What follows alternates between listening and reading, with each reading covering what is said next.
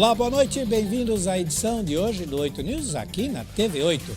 Terminando aí mais uma jornada de trabalho e, claro, sempre com tempo para ficar muito bem informado. Obrigado pelo prestígio da sua audiência nessa cobertura especial com destaques às notícias sobre a Covid-19. Muito obrigado também por acompanhar o nosso editorial com os principais fatos que viraram notícias no Brasil e no mundo, conectando a todos aí com muitos esclarecimentos. Agradecemos também aos parceiros que transmitem aí o nosso editorial. São eles a TV 8 de Porto Velho, em Rondônia, e também a Connect TV Brasil e Connect TV Portugal. E claro, a você, amigo telespectador, pelo respeito e pelo seu carinho diário. Terça-feira, 6 de abril de 2021, outono brasileiro. Fique agora com os principais fatos que movimentaram o Brasil e o mundo no dia de hoje. Na tela do 8 News, roda!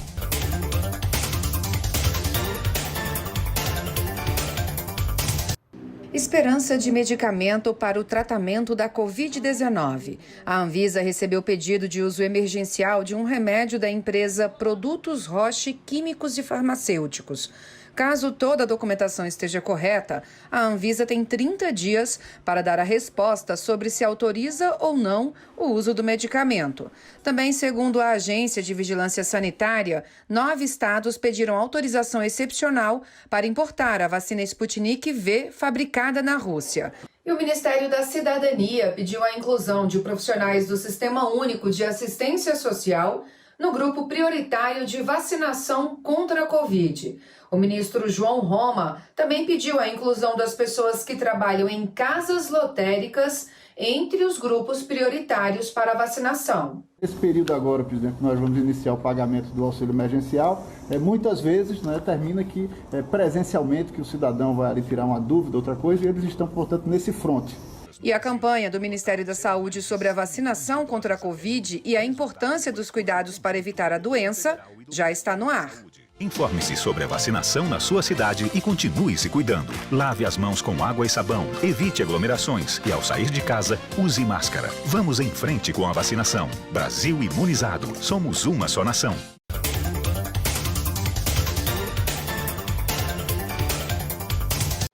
A Índia registra um preocupante aumento de casos de Covid-19 e adotou novas restrições nesta segunda-feira. Pela primeira vez desde o início da pandemia, o país registrou mais de 100 mil novos casos em 24 horas. Com os números, o total de contaminados na Índia é de mais de 12 milhões e o balanço de mortes passa de 165 mil.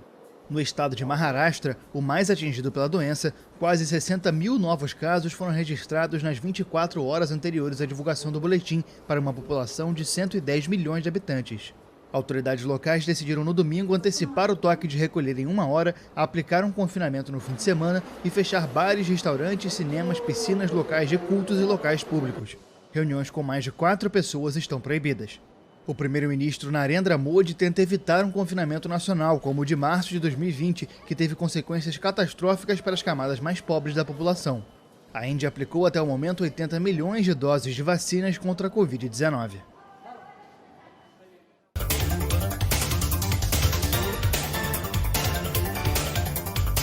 O governador João Dória acompanhou a liberação de mais 3.400.000 doses da vacina do Instituto Butantan contra o coronavírus para uso em todo o país. Desse total, mais de 898.000 doses ficam em São Paulo para que a Secretaria da Saúde faça a distribuição aos 645 municípios. Hoje o governo do estado de São Paulo, o Instituto Butantan, tem a honra de entregar mais 3.400.000 doses da vacina do Butantan para todo o Brasil. Até o final do mês de abril, vamos entregar 46 milhões de doses da vacina do Butantan e até 30 de agosto, 100 milhões de doses desta vacina que está salvando milhões de brasileiros em todo o Brasil.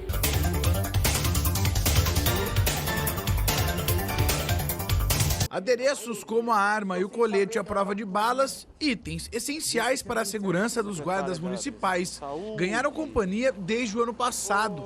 Dentro ou fora das viaturas, as máscaras acompanham a rotina de quem trabalha em lugares com alto risco de contaminação. O risco é total, porque a gente vai prestar apoio dentro do Covidário, prestar apoio dentro do SAMU, na UPA da 29. Então, o contato com a doença, ela é grande para todos. Então, o guarda vai lá, trabalha e corre o risco de trazer a doença para dentro da corporação, quanto para dentro de casa. Mas mesmo com todo o cuidado, a Guarda Municipal de Rio Claro sentiu o poder da Covid-19. 2 perderam a vida em decorrência da doença. E do efetivo de 127 guardas, 38 já se afastaram desde o ano passado. No momento, 2 estão fora do trabalho, com diagnóstico positivo. E para que esse prejuízo seja menor, o governador do estado de São Paulo, João Dória, anunciou no dia 25 de março a vacinação contra a Covid-19 para a classe. E a expectativa por parte do governo do estado é vacinar cerca de 180 mil pessoas da área da segurança. Um passo muito importante para aqueles que se expõem diariamente desde o início da pandemia. A vacina vem fechar esse ciclo de proteção. E é muito importante, eu enfatizo que essa proteção para a guarda, proteger quem protege, basicamente é isso.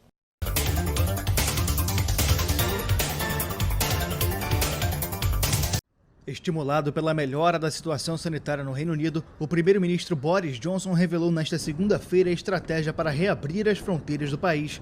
A medida é anunciada em resposta à pressão para permitir que os britânicos viajem depois de um longo inverno em confinamento. Sobrecarregados no início do ano, os hospitais viram o número de pacientes com Covid-19 cair depois de semanas em confinamento e com um avanço na campanha de vacinação. Enquanto um grande passo no desconfinamento na Inglaterra se aproxima na semana que vem, com a reabertura de comércios não essenciais, o governo quer manter uma postura cuidadosa. Viajar ao exterior está proibido pelo menos até 17 de maio, exceto por razões essenciais. Autoridades temem a importação de variantes da Covid-19 que possam resistir às vacinas. Apesar dos apelos para aproveitar as férias dentro do Reino Unido, muitos britânicos, especialmente os vacinados, desejam permissão para sair do país, com as praias do Mediterrâneo entre os destinos favoritos.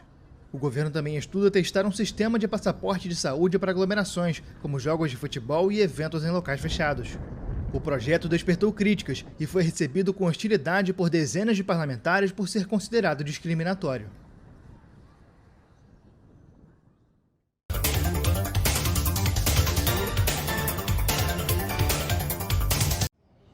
Depois de 2 meses de fechamento, Portugal reabriu nesta segunda-feira museus, varandas de cafés e escolas de ensino médio. O relaxamento das medidas faz parte da segunda fase do plano de desconfinamento do país, duramente atingido pela segunda onda da Covid-19 no início do ano. Depois da reabertura das escolas primárias em 15 de março, nesta segunda-feira, os alunos do ensino médio voltaram às aulas. Os demais setores que retomarem as atividades vão precisar seguir rígidas normas sanitárias. As reuniões estão limitadas a 4 pessoas por mesa nos terraços e os museus vão precisar adaptar os horários. Nas academias, as aulas coletivas não estão autorizadas. Muito menos afetado do que outros países europeus durante a primeira onda, Portugal teve que enfrentar uma explosão de casos depois das festas de fim de ano. Os hospitais ficaram saturados e o governo impôs um confinamento geral em meados de janeiro.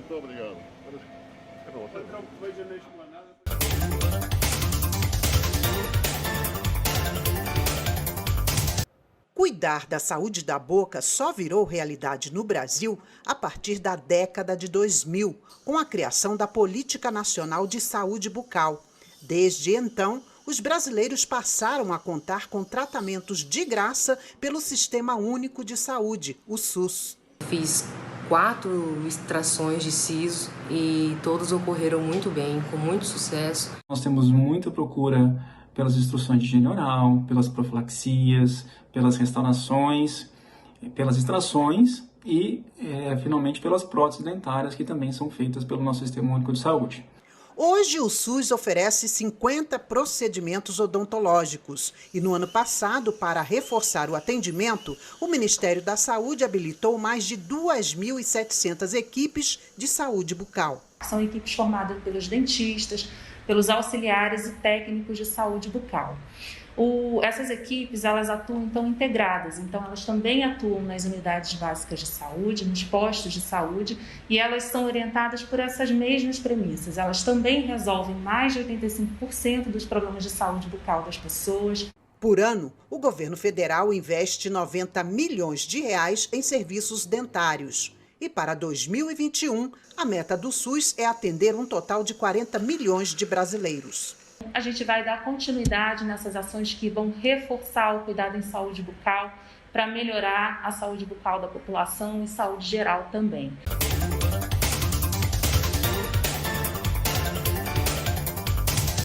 Lei de cultivo a verduras orgânicas no Distrito Federal. A produção tem compra garantida por meio do Programa de Aquisição de Alimentos, o PAA. O PAA ele veio dar um destino final e também trazer uma renda mensal para o produtor. Em 2020, cerca de 31 mil agricultores familiares venderam 77 mil toneladas de alimentos por meio do PAA. A Companhia Nacional de Abastecimento, CONAB, responsável por comprar a produção, investiu 223 milhões de reais em mais de 1.700 projetos, garantindo uma renda média de R$ 7 mil por agricultor e contribuindo para a economia de quase 900 municípios do país.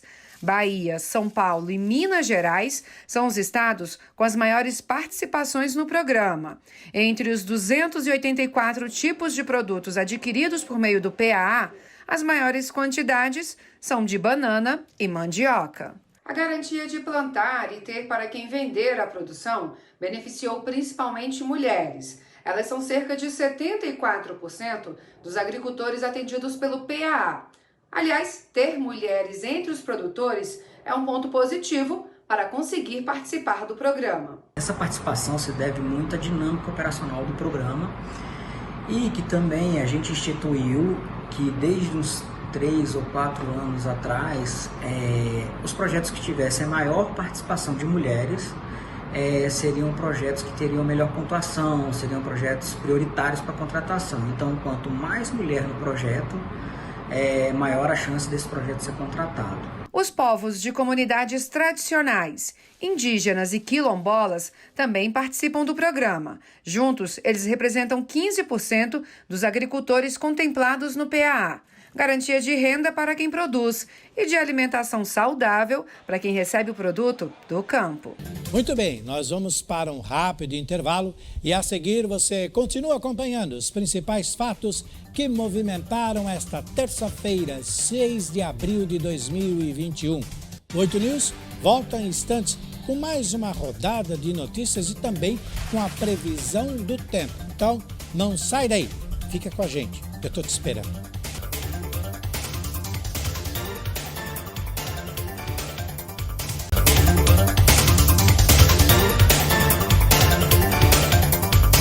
Muito bem, estamos de volta com o 8 News desta terça-feira, 6 de abril de 2021 e vamos continuar aí com o nosso giro de notícias pelo Brasil e pelo mundo que movimentaram até agora o dia de hoje. Hora da previsão do tempo no 8 News de hoje. Com dados fornecidos pelo Clima Tempo, vamos ver como será a quarta-feira em São Paulo e também em algumas regiões metropolitanas.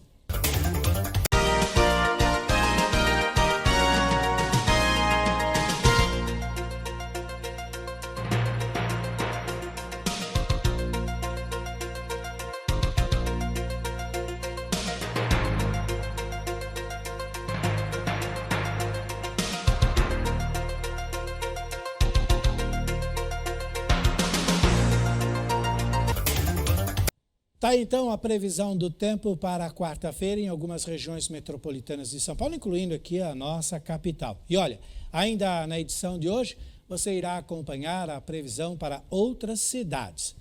Voltando aí ao nosso editorial de notícias, vamos destacar agora mais alguns fatos que viraram manchetes nesta terça-feira, 6 de abril de 2021. Sem perder tempo, vamos então à tela do 8 News. Acompanhe.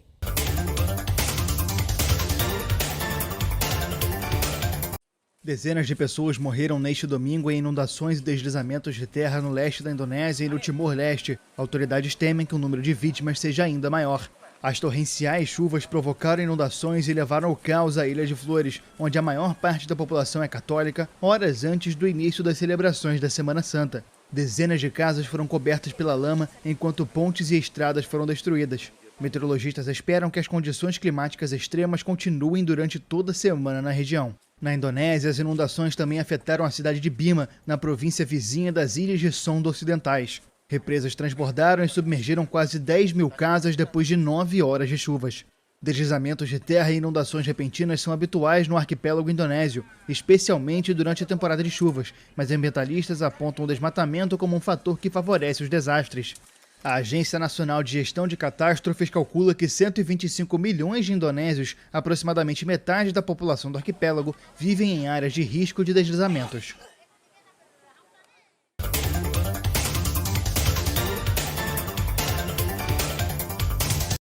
As autoridades do estado americano da Flórida correm contra o tempo para evitar uma catástrofe ambiental.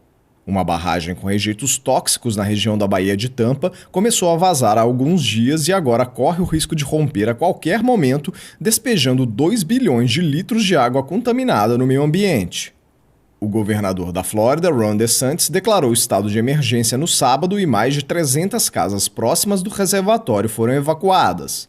Equipes de emergência e a Guarda Nacional da Flórida trabalham bombeando cerca de 120 mil metros cúbicos de águas tóxicas para evitar o colapso da estrutura. A barragem armazena rejeitos de uma usina de fosfato e uma fábrica de fertilizantes e possui substâncias consideradas até mesmo radioativas, como o radônio, além de metais pesados tóxicos como arsênio, chumbo e mercúrio. Ambientalistas temem um grande desastre ambiental caso o reservatório não seja contido. O despejo das águas tóxicas no oceano pode exterminar a vida marinha, além de causar graves consequências para o setor turístico na região.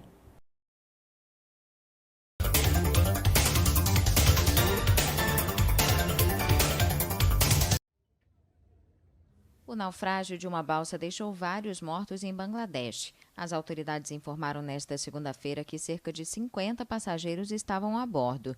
A embarcação foi retirada da água e vários corpos foram encontrados, mas as buscas por eventuais sobreviventes continuam. O naufrágio ocorreu depois que a balsa Sabit Al Hassan se chocou com outro barco no centro de Bangladesh.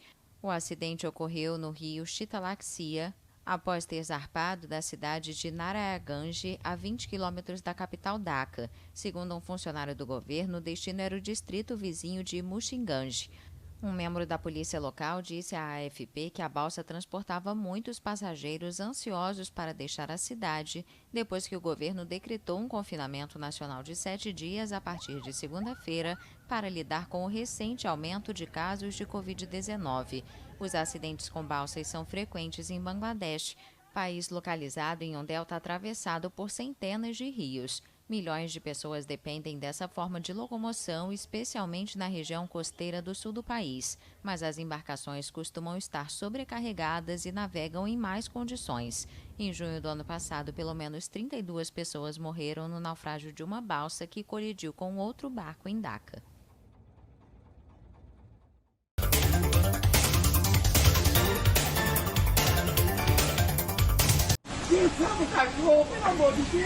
O motivo do desespero do senhor que aparece no vídeo é o cachorro Marlon, que ficou preso na parte interna em meio às chamas que atingiram o barracão de uma empresa de reciclagem que fica no bairro Wenzel. Os proprietários do local, que acompanhavam a ação do Corpo de Bombeiros no combate ao incêndio, tiveram que retirar um monte de sacos de garrafa PET para abrir caminho, facilitando a passagem do subtenente Fusato, que saiu carregando nos braços o animal.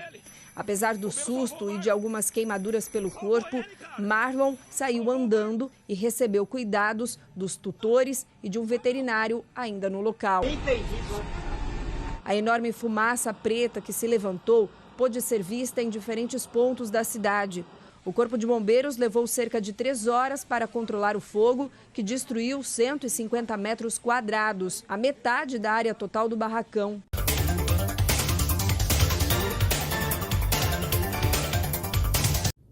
Nos fins de semana, os banhistas costumam aproveitar essa praia em Lauderdale by the Sea, no estado americano da Flórida. Mas no domingo de manhã, o local foi fechado ao público. Isso porque, nas primeiras horas do dia, um policial que patrulhava a região encontrou uma mina naval na areia. No artefato estava escrita a palavra inerte, o que poderia indicar que a mina não tinha carga e era usada em exercícios militares. No entanto, a possibilidade do objeto ainda estar ativo não foi descartada em nenhum momento. Mais tarde, o esquadrão antibombas da Força Aérea Americana retirou a mina da areia e a levou embora amarrada a um rebocador. Muito bem, com mais essa rodada de notícias, nós fechamos assim mais um bloco do 8 News. Nós vamos para um rápido intervalo e na volta você confere outras informações que marcaram aí esta terça-feira, 6 de abril de 2021. Nós voltaremos em instantes com a terceira parte do 8 News de hoje. Então, não sairei, eu estou te esperando. Fica com a gente, eu volto já.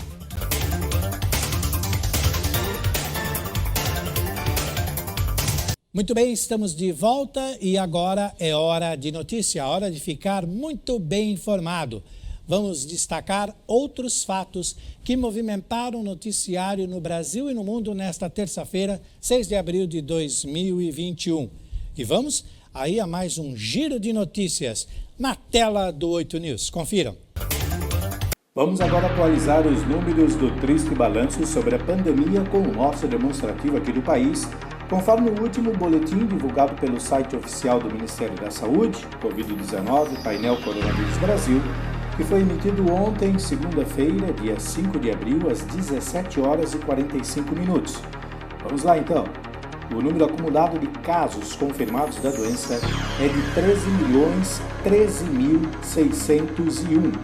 O número de vidas perdidas pela doença atingiu infelizmente a casa dos 332.752, com 2,6% de letalidade.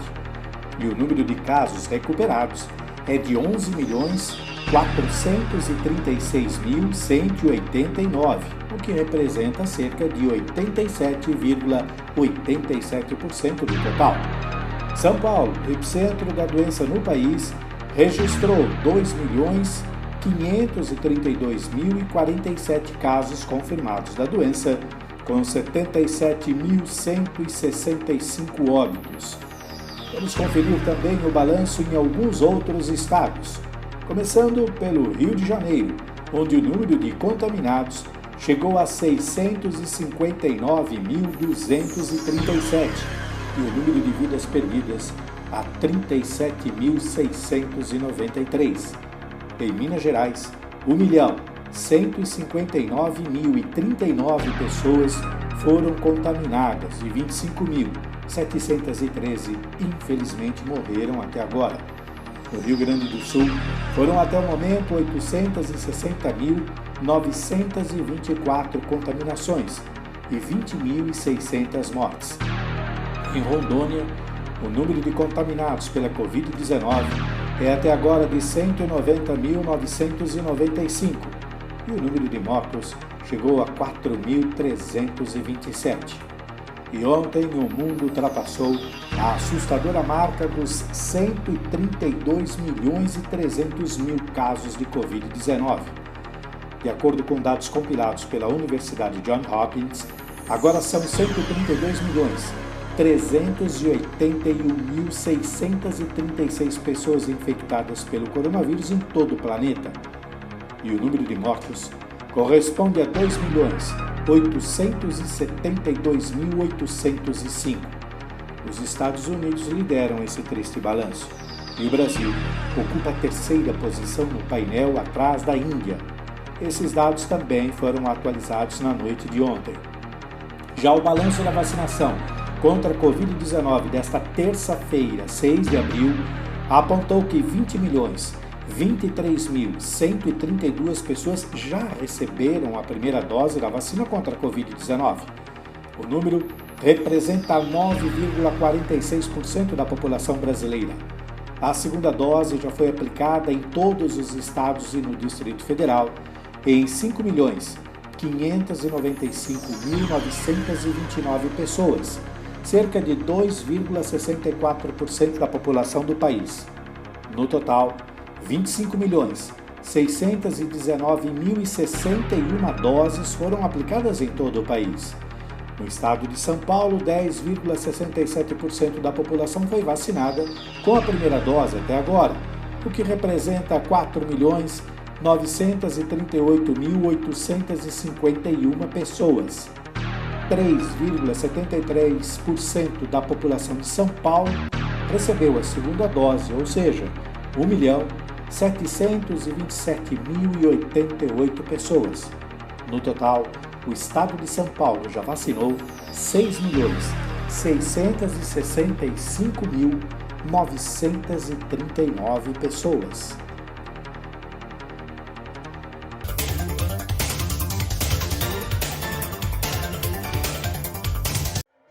O julgamento por corrupção do primeiro-ministro israelense foi retomado nesta segunda-feira, ao mesmo tempo em que começam as consultas depois das eleições cruciais para o futuro político de Benjamin Netanyahu. O premier é acusado de corrupção, fraude e abuso de confiança em 3 casos. A promotoria afirmou que ele fez uso ilegítimo do grande poder governamental que lhe foi concedido.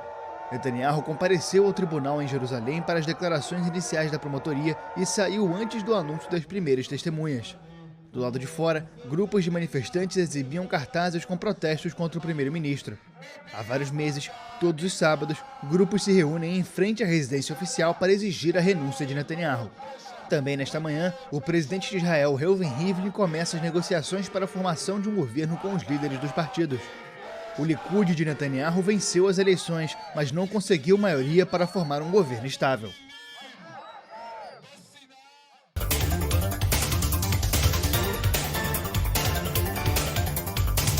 Caminho aberto até 2036. Nesta segunda-feira, o presidente russo Vladimir Putin assinou a lei que permite que ele dispute 2 novos mandatos de 6 anos ao final do atual, que encerra em 2024.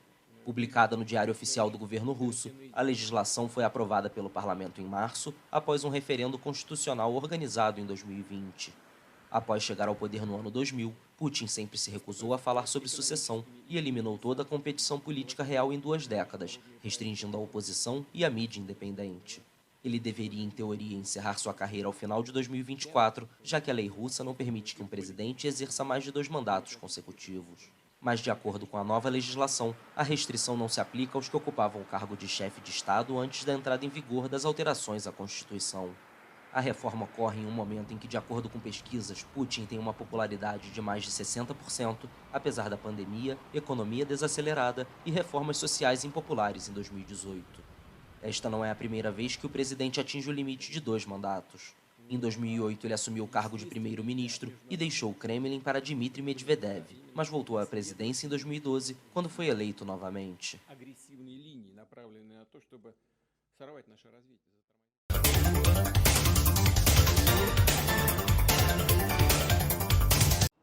Informações sobre mais de 500 milhões de usuários do Facebook foram postadas em um fórum de hackers, entre elas dados de endereços de e-mail e números de telefone. A informação foi divulgada pela revista Business Insider, confirmando a denúncia do diretor técnico da agência de crimes cibernéticos Hudson Rock. A revista garantiu que conseguiu verificar que alguns números de telefones vazados ainda pertenciam aos proprietários das contas afetadas. Um porta-voz do Facebook, no entanto, garantiu que os dados são antigos e o vazamento já havia sido noticiado e corrigido em 2019. Esta não é a primeira vez que dados de milhões de usuários da principal rede social do mundo, que tem quase 2 bilhões e 800 milhões de usuários mensais, são disponibilizados na internet. Em 2018, foi revelado o escândalo da Cambridge Analytica, uma empresa britânica que capturou os dados pessoais de dezenas de milhões de usuários do Facebook para fins de propaganda política.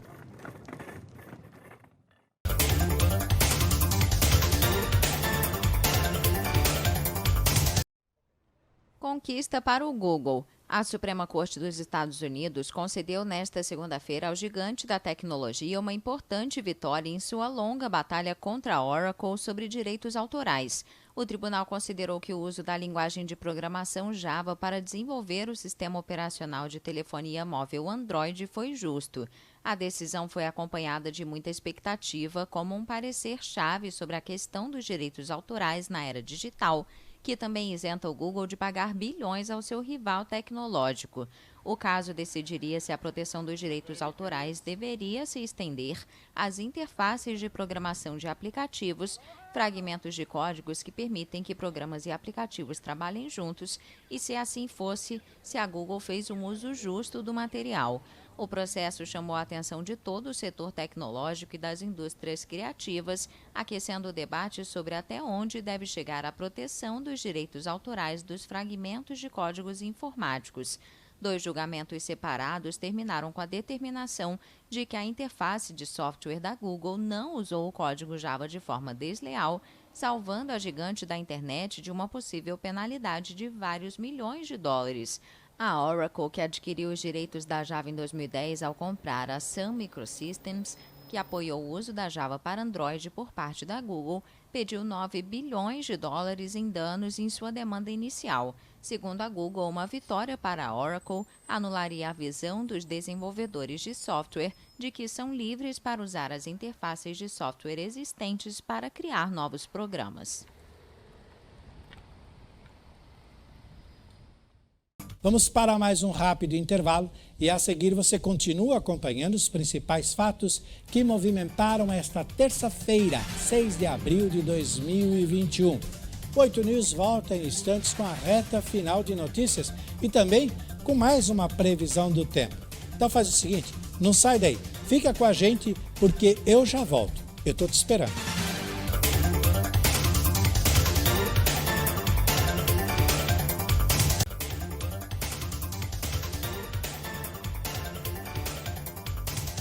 De volta e as notícias não param. Vamos aos últimos destaques na edição desta terça-feira, 6 de abril de 2021 do 8 News. Começando com mais uma rodada da previsão do tempo na edição de hoje do 8 News. Com dados fornecidos pelo Clima Tempo, vamos ver como será a quarta-feira em outras regiões metropolitanas aqui da região.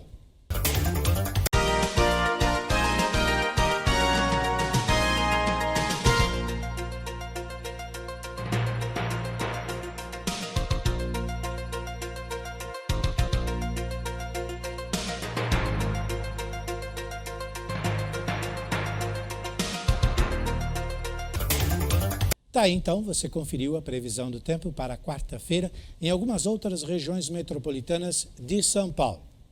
Voltando ao nosso editorial de notícias, vamos destacar agora mais alguns fatos que viraram manchete nesta terça-feira, 6 de abril de 2021.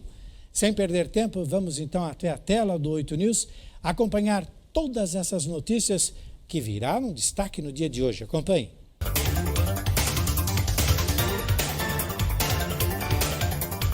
Manaus, Manacapuru e Itacoatiara devem sofrer cheias severas em 2021. O alerta é do Serviço Geológico do Brasil, divulgado durante transmissão ao vivo pela internet. O aviso permite às autoridades de defesa civil planejar as ações, caso necessárias, para prevenir as consequências de uma forte cheia que possa atingir as comunidades da região amazônica. A previsão do meteorologista do CIPAM, o Sistema de Proteção da Amazônia, Renato Sena, é de chuvas acima do esperado. Basicamente, branco e negro, mais no negro, a bacia do branco deve perder essa influência mais cedo, né? No máximo em 40, 50 dias deve desaparecer a influência do Laninha na bacia do branco, né? Mas nas bacias do Alto Juruá, Japurá e Alto Purus, ainda, provavelmente, a gente vai ter chuva acima do esperado. Este ano, além da previsão para a cota máxima que o Rio Negro deve atingir neste período de cheia em Manaus, o prognóstico foi ampliado para os municípios de Manacapuru, no Rio Solimões, e Itacoatiara, no Rio Amazonas. O chefe do Departamento de Respostas a Desastres e Suporte da Defesa Civil do Amazonas, Major Elcio Cavalcante, explica as ações que devem ser tomadas para atender as famílias atingidas pelas cheias dos rios no estado. Uma das ações muito importantes que estamos executando é a disponibilização de unidades móveis de tratamento de água, onde a população, né, está sendo assistida perante o tratamento de água potável do próprio rio, né, para consumo humano.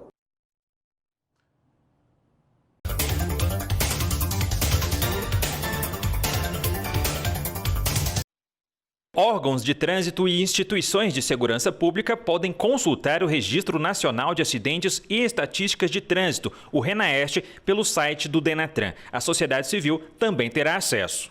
O RENAEST é a primeira base de dados nacional com informações de trânsito desenvolvida no país. Ela vai centralizar dados de vias urbanas e rodovias, como o número de ocorrências, mortes, condições das vias, dos veículos e principais causas dos acidentes. O RENAEST foi criado pelo Denatran de modo a permitir que o gestor de trânsito no país tenha um diagnóstico sobre os acidentes de trânsito, para saber como, onde, quando e por que esses acidentes acontecem. A partir daí, o gestor ter condições de implementar medidas para prevenir a ocorrência de acidentes, bem como para prestar um atendimento mais imediato às vítimas. Por enquanto, o RENAEST está em fase piloto. Até junho deste ano, o sistema estará abastecido com dados de 14 estados e gradativamente contará com informações de todas as unidades. De acordo com o Ministério da Saúde, a taxa de mortalidade por lesão no trânsito no país foi de quase 15 óbitos por 100 mil habitantes. O total gasto no SUS com internações de vítimas do trânsito ultrapassou 283 milhões de reais. Então, as estatísticas de trânsito elas são importantes para isso, para balizar essas 3 fundamentais áreas dos órgãos de trânsito: educação, engenharia e fiscalização. Os órgãos, quando têm estatísticas realmente confiáveis, ele pode tocar no ponto específico do problema identificado.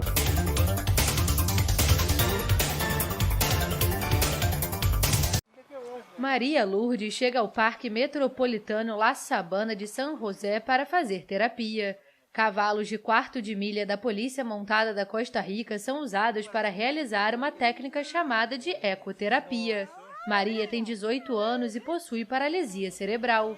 Há 2 meses, ela monta e abraça o cavalo, além de interagir com os policiais. A moça passou a ser mais sociável e as convulsões provocadas pelos danos cerebrais diminuíram. Para nós ver essa sonrisa, lo vale. Para nós, ver o sorriso dela vale tudo na vida. Somos muito gratos. Começamos no dia 2 de fevereiro deste ano e esperamos toda semana pela hora de ir para a sessão. Cada semana, o dia de volver a vir à terapia. O tratamento consiste em 8 sessões de 45 minutos, uma vez por semana. A ecoterapia é uma técnica que aproveita os movimentos e a energia do cavalo para auxiliar na recuperação de diversas doenças. Talvez suene ridículo. Pode parecer ridículo para alguns, mas não para mim. Os cavalos são psicólogos de 4 patas e têm corações enormes. É por isso que eles ajudam. Isso nos estão ajudando. Stephanie Arce tem 34 anos, sofre de ansiedade, depressão e tem ataques de pânico que complicam a rotina do dia a dia. Porque eu estava disposta a cometer uma loucura. Estava disposta a cometer uma loucura, passava pela minha cabeça. Estava cansada, não queria viver. Mas como você pode ver, não estou tremendo, não estou com medo, estou tranquila. Não estou com medo, estou tranquila. Gilbert Serrano tem 63 anos e um bloqueio em uma artéria fez com que as extremidades fossem paralisadas. Me trouxeram, como dizem, rebocado. Com 5 sessões consegui correr. Estou caminhando, escrevendo e posso comer. Na verdade, estou além de agradecido, surpreso. Además de agradecido, surpreendido. O tratamento é uma mão dupla. Os cavalos Presidente, Jorge, Porky e Palomo também aguardam com felicidade os pacientes, além de ajudarem nas tarefas dos colegas policiais.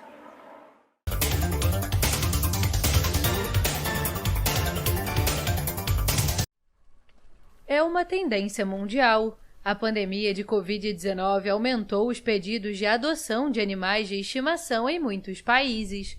Em Berlim, capital da Alemanha, o abrigo Tierheim conta ter registrado um recorde de 500 adoções em um fim de semana em março de 2020, no início da crise de saúde. A família de Marcos Salomão queria um cachorro há anos e a pandemia do coronavírus foi o incentivo necessário para levar uma amiga para casa.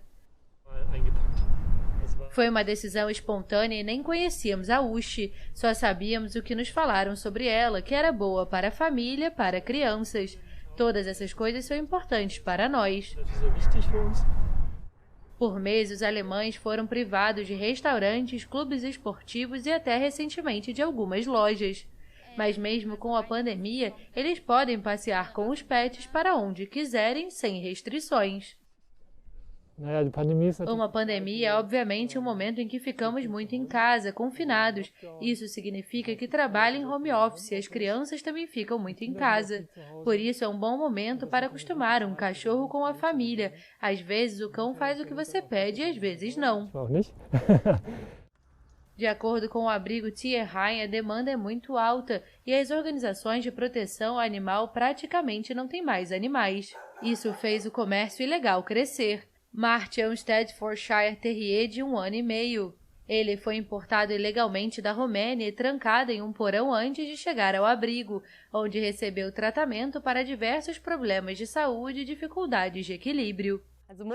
Esse é um dos cachorros que normalmente são devolvidos, tem cores lindas, muitas vezes gris, aquelas cores modernas que as pessoas gostam de postar no Instagram, mas depois percebem que têm necessidades especiais que precisam ser examinados por um veterinário muito mais do que apenas uma vacinação, e as pessoas ficam sobrecarregadas. Annette Rost, gerente de um abrigo de animais em Berlim, afirma que com o fim do lockdown é provável que o número de animais devolvidos seja muito alto. Mas este não parece ser o caso de Marcos e da família Salomão, que já se acostumaram com a Uchi roubando comida de latas de lixo, latindo enquanto conversam e pulando na mesa na hora do almoço. Muito bem, mais uma missão cumprida. Com todas essas informações, a edição do 8 News desta terça-feira, 6 de abril de 2021, Dia Mundial da Atividade Física, fica por aqui. Nós contamos hoje mais um capítulo da nossa história com fatos que viraram notícias. Muito obrigado pelo carinho da sua audiência. E agora que você está muito bem informado, continue aí com a nossa programação normal. Eu espero você na próxima edição do 8 News, que é amanhã, quarta-feira, às 7 da noite. E fica aqui registrado os nossos respeitos a todos os familiares que perderam aí seus entes queridos por conta da Covid-19. E reiteramos também os nossos sinceros votos de recuperação a todos aqueles que testaram positivo. Tchau, pessoal. Fiquem com Deus e até amanhã.